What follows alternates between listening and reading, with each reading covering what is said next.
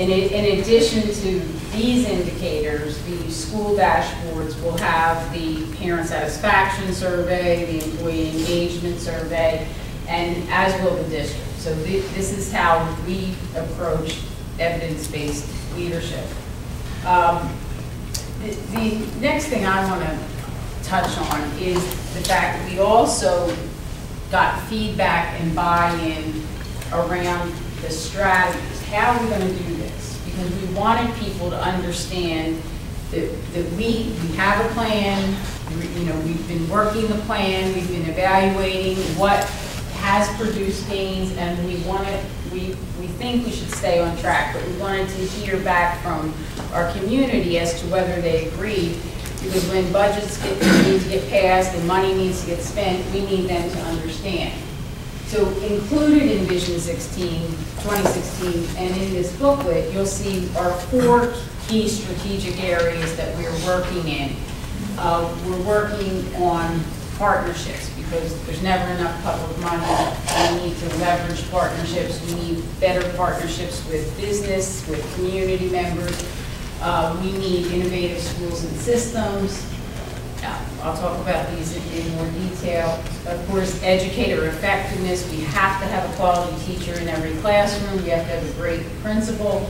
And literacy-based learning. Our focus has been initially on language literacy, reading, writing, speaking, and listening, but literacy-based learning in math, literacy-based learning in science, and drilling down to the fundamentals of how do you produce highly capable high school grads who are going to get jobs or go on to college.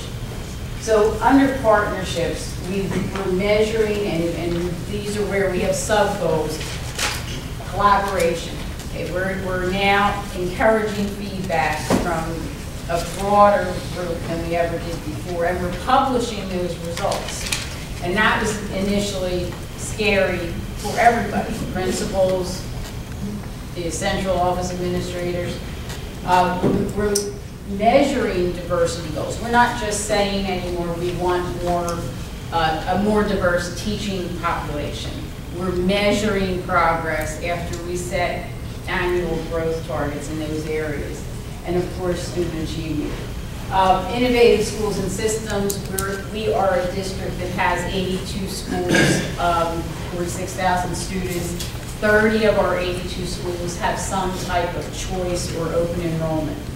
We've promoted that. We're looking at equity in those choices. Where, are we open and accessible to all students when we provide choice? We're infusing technologies. We have several initiatives going on around the use of one-to-one computing, iPads, and so forth to promote learning. And we're upgrading our data and communication systems. So these are part of the strategies that we believe will enable us to reach the goals.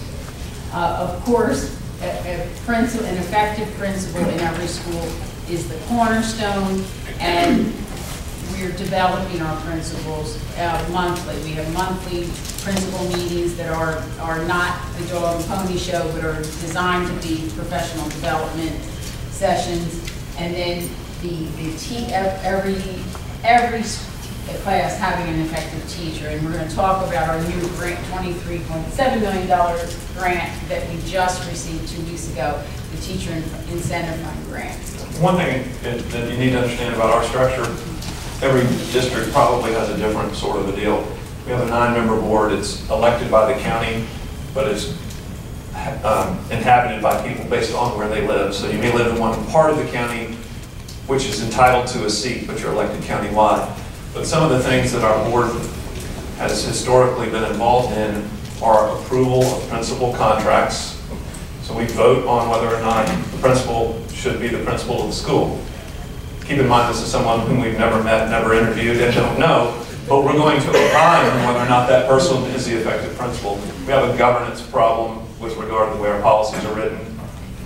Yeah, well, it gets worse. Like I said, hope springs eternal. November 6th, I really want to say, gosh, we're going to hold her accountable. We're not going to tell her who she gets to hire and fire.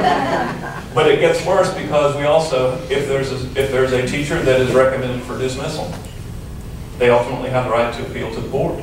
And if the board's agenda isn't in alignment, we put a now angry, ineffective teacher back in the classroom. And we have done that with remarkable consistency. So we've got to get some folks that understand that if we're going to ask for an objective evaluation system and hold everybody accountable for results, we actually have to take some responsibility too. How can I possibly hold you accountable? I'm not going to be.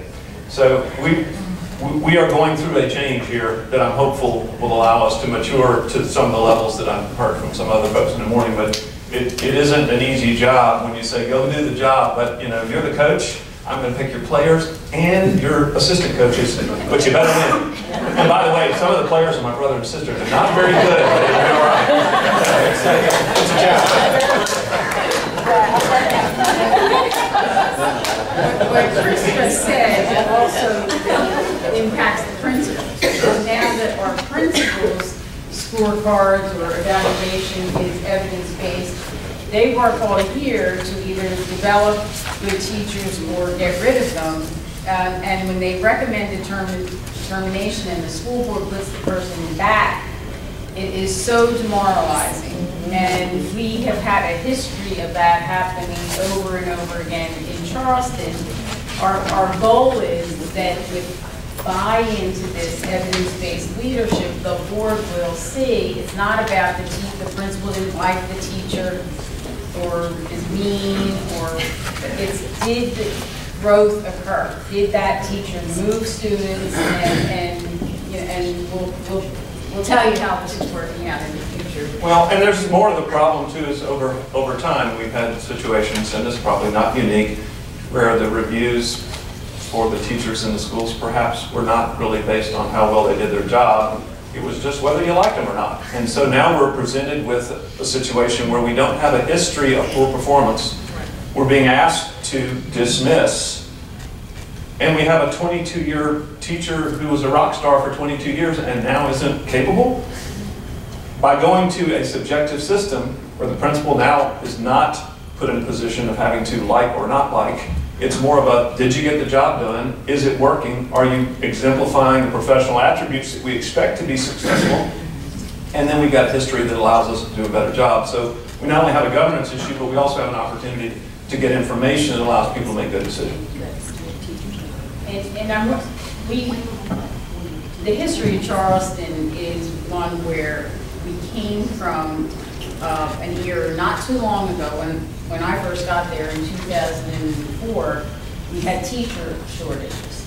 So in many areas, principals were pulling in anybody. We didn't have the luxury of differentiating between high quality teachers and low quality. We just needed teachers.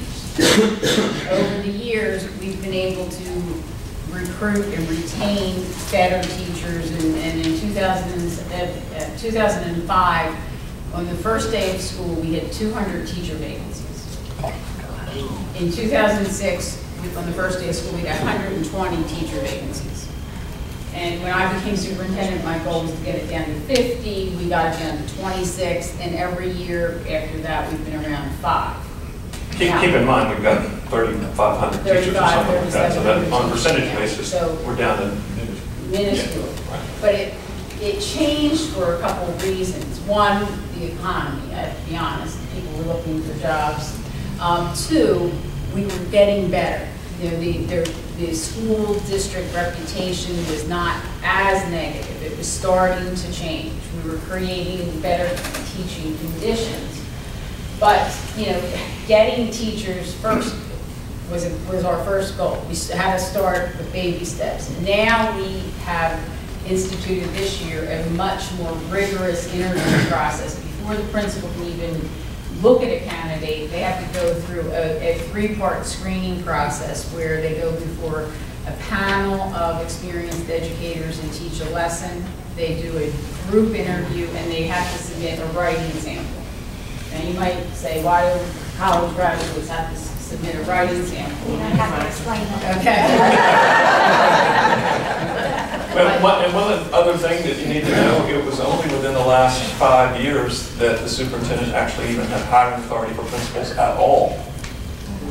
6 years ago and further back, we have the only what's called constituent districts in the country. So you have the school board, but the constituent districts actually interviewed and appointed principals.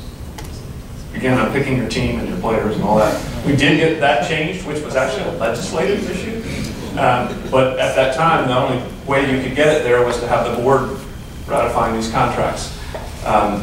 We actually had a board member when we were hiring a relatively senior position recently suggest that she wouldn't support the hiring of that board member unless she got a copy of her SAT scores.